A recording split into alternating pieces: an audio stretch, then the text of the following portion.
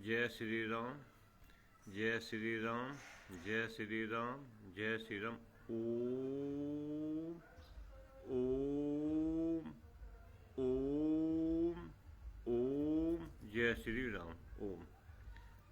आकर्षण सुना होगा आपने कभी इसका नाम, आकर्षण। आकर्षण का मतलब है कि कोई वस्तु हमें अपनी ओर आकर्षित करती है। अगर आकर्षण का मतलब समझने का प्रयास करें तो कोई वस्तु हमें अपनी ओर आकर्षित करती है। जैसे कि किसी का धन देखकर, किसी के पेट देखकर, या किसी सुंदर लड़की को देखकर मन में आकर्षण पैदा होता है, उसको प्राप्त करने की इच्छा होती है। भाई कोई सुंदर लड़की देख ली हमने तो हमारे अंदर क्या होगा, उसे पाने की हम लालसा रखेंगे, मन में आकर्षण होगा। बहुत से लड़कों के अंदर आपने ये प्रवृत्ति देखी होगी,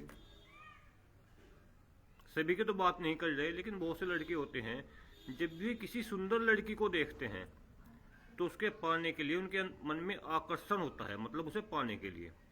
बहुत से व्यक्ति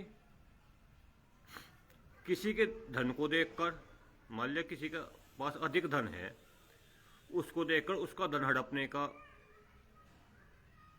आकर्षण या आकर्षित या प्रयास करते हैं। बहुत से व्यक्ति पड़ोसी को डोल को काटने की ओर आकर्षित रहते हैं। उन्हें अपने खेत से कोई विशेष मोहब्बत नहीं रहती, लेकिन पड़ोसी के डोल से बड़ी मोहब्बत रहती है।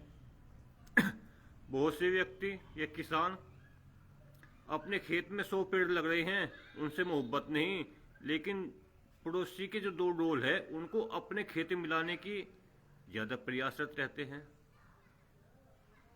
इसके बारे में चर्चा करते हैं, क्या इससे बचा जा सकता है या ये हमारे अंदर खून में रमा हुआ है।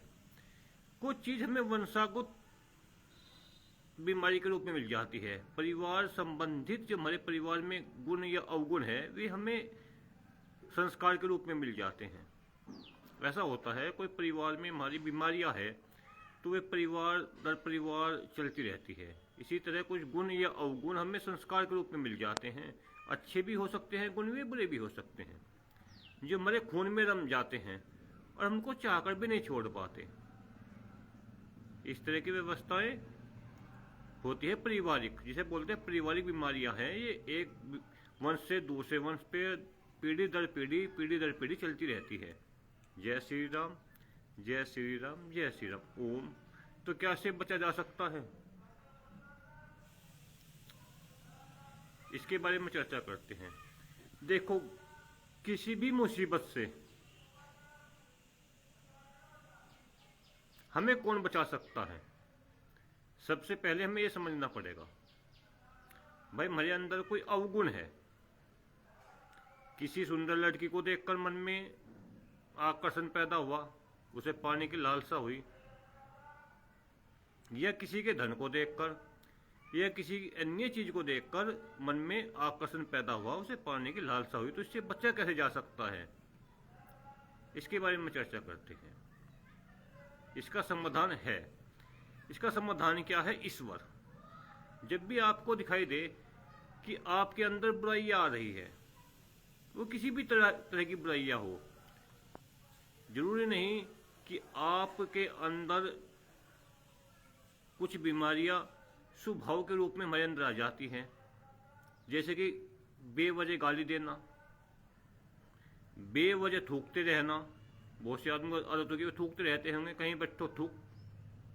बेवजह चुगली करना, बहुत से आदमी 10 आदमी बैठेंगे, दाएं बाएं की बेवजह की चुगली करते हैं। बेवजह की चर्चाएं करना, या बेवजह की खामखा की बातें करना, जिससे हमारा कोई मतलब वास्ता ही नहीं, उसकी चर्चाएं करना। इससे बचाव कैसे जा सकता है, इसके बारे में चर्चा करते हैं आज। देखो, इससे बचने के लिए सबसे पहले आपको ईश्वर की शरण में जाना पड़ेगा। केवल ईश्वर ही आपको बुराई से बचाया जा सकता है। ईश्वर के अलावा आपको बुराई से कोई नहीं बचा सकता। और इसके लिए आपको ईश्वर के शरण में जाके ईश्वर से प्रार्थना करनी पड़ेगी। चाहे वो आपके अंदर किसी भी तरह की बुराइयां हो, किसी की तरह के आकर्षण हो या अन्य किसी प्रकार के अवगुण हो, उसको दूर करने के लिए आपको ईश्वर के पास जाना पड़ेगा। और ईश्वर के पास जाके ही इन बुराइयों से बचा जा सकता है। अब ईश्वर के पास कैसे जाएं? ईश्वर के पास जाने का सबसे सुंदर तरीका है उसके नाम को जपना। सबसे सुंदर तरीका है ईश्वर को पाने का और अपने अंदर जो बुराइयां है उसको दूर करने का और ईश्वर की शरण में जाने का। अगर माध्यम है तो केवल एक ही है, वो क्या है? ईश्वर का नाम जपना, परमात्मा का नाम जपना। जब भी हमें ये दिखे कि हमारे अंदर बुराई आ रही है, चाहे वो किसी भी तरह की बुराई आ रही है, तो हमको क्या करना है? ईश्वर का नाम जपना है। जय श्री राम, जय श्री राम, जय श्री राम, जय श्री राम। बस इतने तो कहना है। इतना कहने से तुम ईश्वर की शरण में चले गए। इतना कहने से ही ईश्वर की कृपा के पात्र बन गए। इतना कहने से ही ईश्वर की कृपा दृष्टि आप पे आनी चालू हो जाएगी। बस इतने तो कार्य करना है। किसी पंडित के पास नहीं जाना, किसी ज्योतिषी के पास नहीं जाना, किसी तांत्रिक के पास नहीं जाना, बेवजह के उपाय नहीं करने, कहीं चौराहे पे लड्डू नहीं चढ़ाना। देखा होगा तुमने, बहुत से आदमी चौराहे पे लड्डू चढ़ा देते हैं, शमशानों में लड्डू चढ़ा देते हैं। कोई भी कार्य करने की जरूरत नहीं है। जब भी आपको महसूस हो कि मेरे अंदर बेवजह की बुराई आ रही है जिसकी मुझे जरूरत नहीं है। देखो, आपका पेट है, हम सब भोजन करते हैं। भोजन आप इतना करो जितना आपके पेट में समा जाए, तो आपको आनंद आएगा। बस पेट सबके हैं, हमारे भी है, आपके भी सबके पेट है, सभी पशु पक्षियों का पेट है। अगर आप इतना भोजन करोगे जितना आपके पेट में समा जाए, तो आप बीमारियों से बचा जा सकता है। और अगर भोजन तुम अधिक करोगे, जितना आपके पेट में भोजन नहीं आ सकता उससे अधिक करोगे, भूख तो आपको 4 रोटी की है, आप 5 या 6 रोटी खाओगे, तो कहीं ना कहीं पेट में जाके बीमारी उत्पन्न करेगा। यही हमारे शरीर में बीमारी की, चाहे हमें लालच की बात हो, भाई मन में लालच आ रहा है। अब लालच कैसा? काम तो 10 रुपए का और ले रहे उसे 15 रुपए। देखो, 10 रुपए का तुमने काम किया, उससे 11 रुपए या 12 रुपए ले रहे, तो कोई दिक्कत वाली बात नहीं है।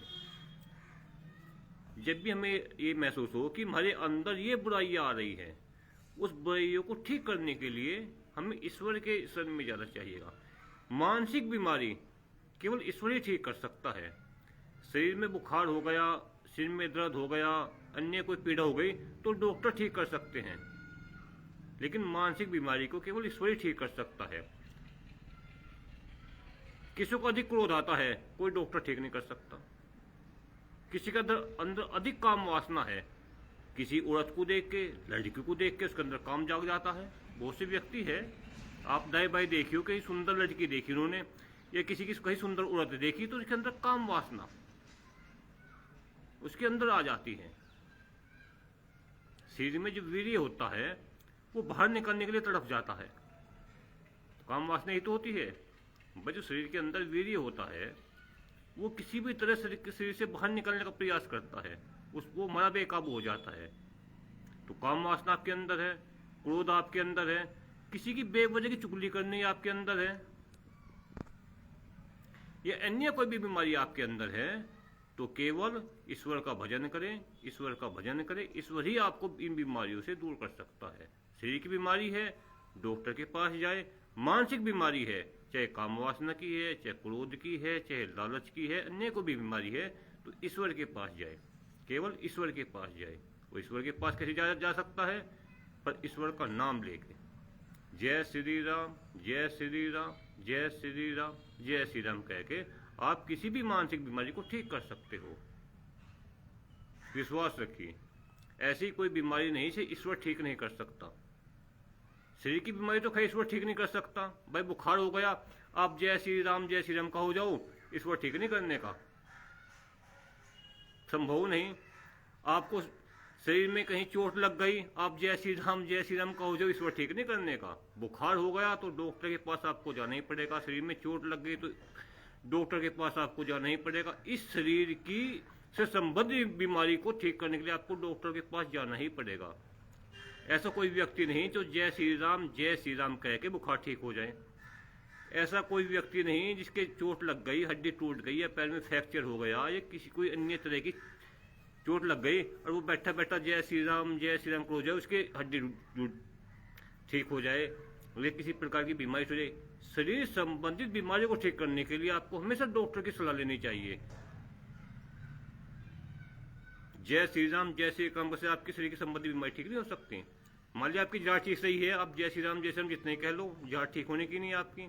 आपके पेट में इन्फेक्शन हो गया, आप जय श्री राम जितना कह लो, पेट का इन्फेक्शन ठीक होने का ही नहीं आपका। शरीर संबंधित बीमारियों को ठीक करने के लिए हमेशा डॉक्टर के पास जाओ।